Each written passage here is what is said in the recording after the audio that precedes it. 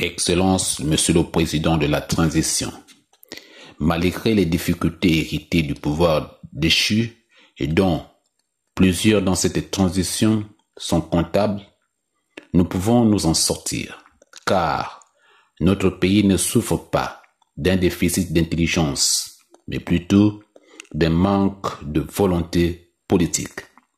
En effet, nous, hommes politiques, sommes capables d'apporter des solutions aux incohérences constatées, de même que la paix pour tous, si nous y attelons.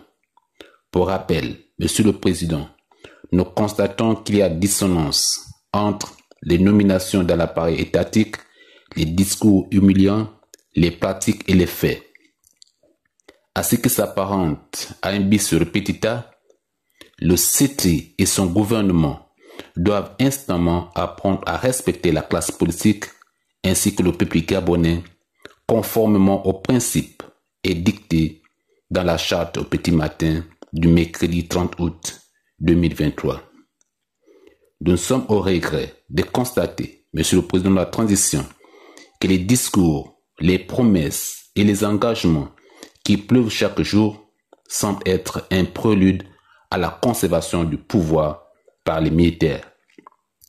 Malheureusement, Monsieur le Président, il n'en saurait être question dans notre pays car le rôle de l'armée au XXIe siècle n'est autre que d'assurer la protection du territoire national et les populations contre toute attaque extérieure. L'honnêteté intellectuelle recommande et l'histoire des consciences illuminées nous révèle que nous devons en cette période de transition consentir un effort considérable afin d'éviter à notre pays et à notre peuple de tomber dans les pièges des ruses extérieures qui ont conduit la Côte d'Ivoire et bien d'autres pays au chaos.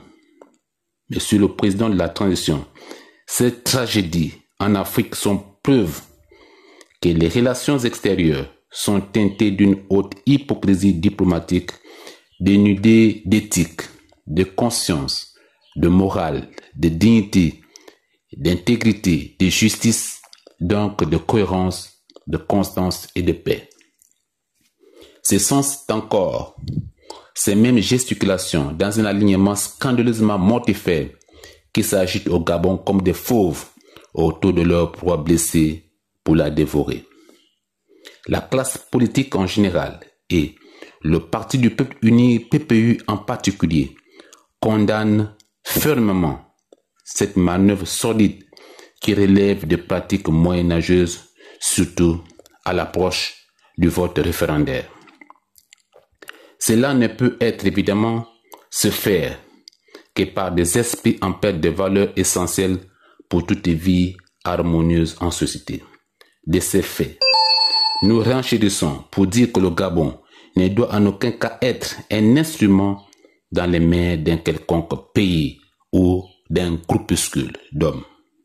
Nos ancêtres émérites du Nord, du Sud, de l'Est, de l'Ouest et du Centre qui, au péril de leur vie, ont lutté pour l'honneur contre la traite négrière, le néocolonialisme et ont vu leur repos de guerriers perturbé au constat qu'une poignée d'enfants égarés du Gabon tiennent le pays tel une boule de coton à la faveur de l'envahisseur afin qu'il y mette le feu.